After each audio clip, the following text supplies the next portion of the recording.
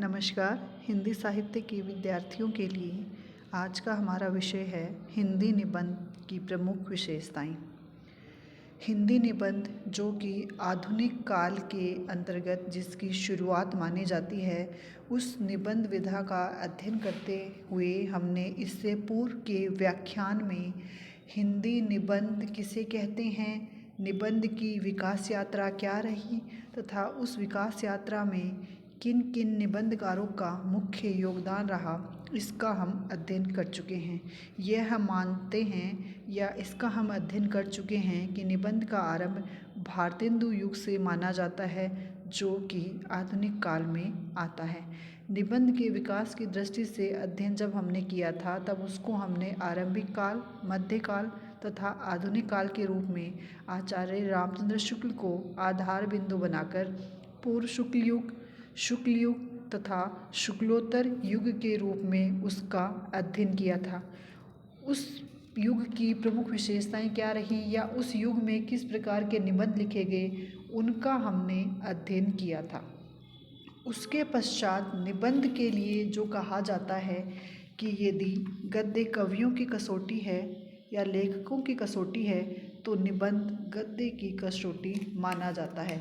अर्थात गद्य लेखन के लिए या किसी भी प्रकार की गद्य लेखन की कला में व्यक्ति उत्कृष्टता प्राप्त कर चुका है या नहीं, उसका अध्ययन निबंध के द्वारा ही जाना जाता है या उसका पांडित्य प्रदर्शन निबंध के द्वारा ही माना जा सकता है।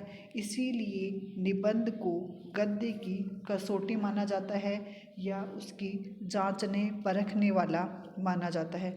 उसके पश्चात निबंध की प्रमुख विशेषताओं के पश्चात हमने जब ये अध्ययन किया था कि निबंध कितने प्रकार के होते हैं या हिंदी में निबंधों को कितने भागों में बांटा गया है, तो उसके अंतर्गत हमने विचारात्मक निबंध, भावात्मक निबंध, वर्णनात्मक निबंध, विवरणात्मक निबंध तथा आत्मपरक निबंध, इन 5 प्रकार के निबंधों का अध्ययन किया था।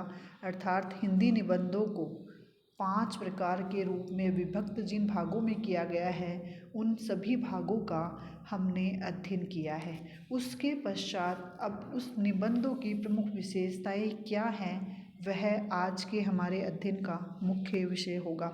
निबंध चूँकि गद्य की एक विधा है, इसके अंतर्गत निबंधों की विशेषताओं का अध्ययन करते समय हमने यह भी अध्ययन किया था कि इसमें लेखक की निजी व्यक्तिगत स्वभाव पूर्ण रूप से परिलक्षित होता है। अतः उसमें निबंधकार जो कुछ कहना चाहता है निबंध के माध्यम से, वह दृष्टिगोचर होता है।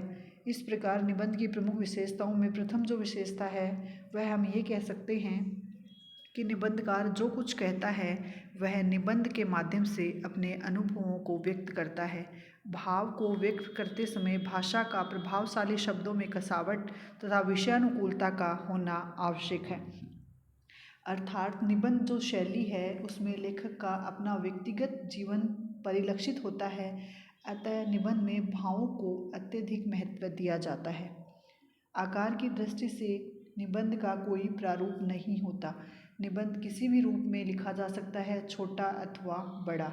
वह आकार के दृष्टि से महत्वपूर्ण न होकर भावों की दृष्टि से महत्वपूर्ण होना चाहिए।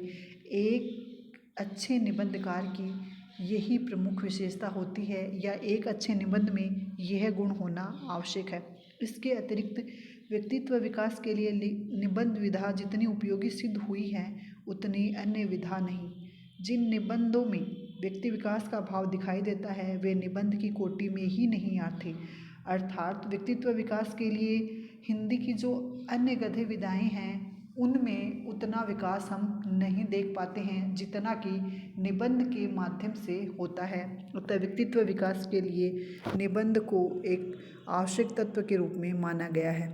इसके अतिरिक्त निबंध में निपुणता, संगठन और पूर्णता अपेक्षित होती है।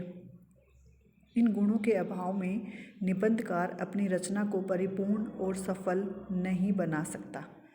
उसके पश्चात निबंध की जो शैली है या निबंध जिस भाषा में लिखा जाता है, वह पूर्ण प्रखर होनी चाहिए, प्रांजल होनी चाहिए, परिष्कृत होनी चाहिए। निबंध की अभिव्यक्ति की प्रौढ़ता और प्रांजलता के लिए नितांत आवश्यक है कि उसकी भाषा शैली में पूर्ण रूप से प्रखरता या सक्षम भाषा का ही प्रयोग एक निबंधकार करे। किसी भी साहित्य के निबंध में भाषिक ऐश्वर्य की पूर्णता के दर्शन होने अनिवार्य है, तभी वह एक उच्च कोटि का निबंध माना जा सकता है।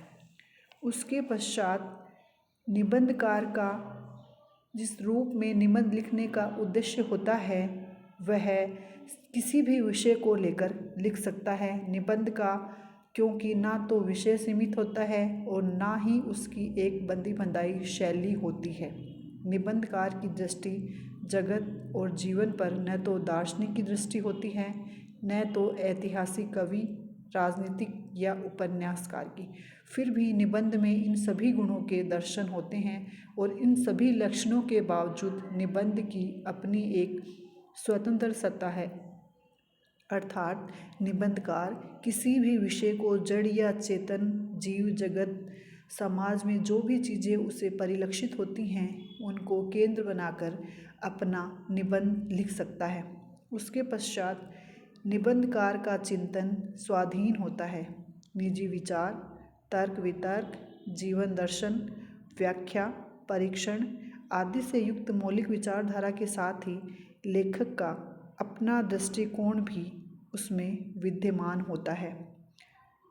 इसके अतिरिक्त हमने जो भी अध्ययन जिन निबंधों का अध्ययन किया है, जैसे कि BA तृतीय वर्ष में हिंदी साहित्य का जो दूसरा प्रश्न पत्र है जो हमारे पाठ्यक्रम में सम्मिलित है वह निबंध के रूप में ही है। उसमें कई निबंधकारों के निबंध हमारे पाठ्यक्रम में सम्मिलित हैं। तो जब हमने उन निबंधों का, जैसे कई महत्वपूर्ण निबंधकार हैं जैसे बालकृष्ण भट्ट, आचार्य रामचंद्र शुक्ल, आचार्य हजारी प्रसाद द्विवेदी, रामविलास शर्मा आदि निबंध हमारे इस BA तृतीय वर्ष के द्वितीय प्रश्न पत्र में संचालित हैं। तो उन सभी निबंधों का जब हमने अध्ययन किया है तो उसके पश्चात निबंध की जो अन्य विशेषताएं हैं उन निबंधों का अध्ययन करने के पश्चात हम यह भी देखते हैं कि निबंध के माध्यम से लेखक अपने विचारों को सुसंगत पद्धति पर अभिव्यक्त करता है। निबंध लिखने की एक क्रिया है और लिखना मानव को पूर्ण बनाता है और पूर्ण अभिव्यक्ति के लिए निबंध लेखक की एक पूर्ण शैली मानी जाती है और एक उच्च कोटि का लेखक तभी वह बन पाता है जब वह उच्च कोटि के निबंधों की रचना करता है।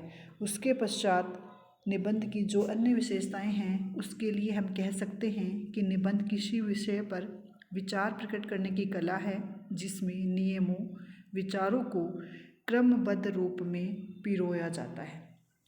इस प्रकार निबंध की या अनेक निबंध जो अब तक हम पढ़ चुके हैं या जिनका हम अध्ययन कर चुके हैं, जो हमारे अध्ययन में या हमारे पाठ्यक्रम में पाठ्यपुस्तक के रूप में संचालित हैं, उन सभी का अध्ययन करने के पश्चात जो निबंधों की प्रमुख विशेषताएं निकल कर आती हैं, उन सभी का अध्ययन करने के पश्चात अंत में हम कह सकते हैं कि निबंध में काव्य की सी माधुर्यता, रमणीयता, भावुकता पाई जाती है। अर्थात एक काव्य में या एक काव्य रचना में, एक कवि की रचना में जैसे माधुर्य का, रमणीयता का और भावुकता का जो गुण होता है वही गुण हमें निबंध में भी दिखाई देता है और उसी के अनुसार हमें समरसता भी दिखाई देती है। इसके अतिरिक्त निबंध में कहानी का सा विनोदपूर्ण बतरस होता है, नाटक की सी गतिशीलता, संवादात्मकता एवं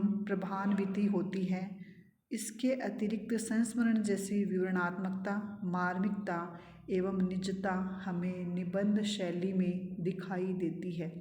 रेखाचित्र की सी चित्रात्मकता होती है और व्याख्यान का प्रभाव, तर्क का बल और पारस्परिक वार्तालाप का आनंद भी एक निबंध में निहित रहता है।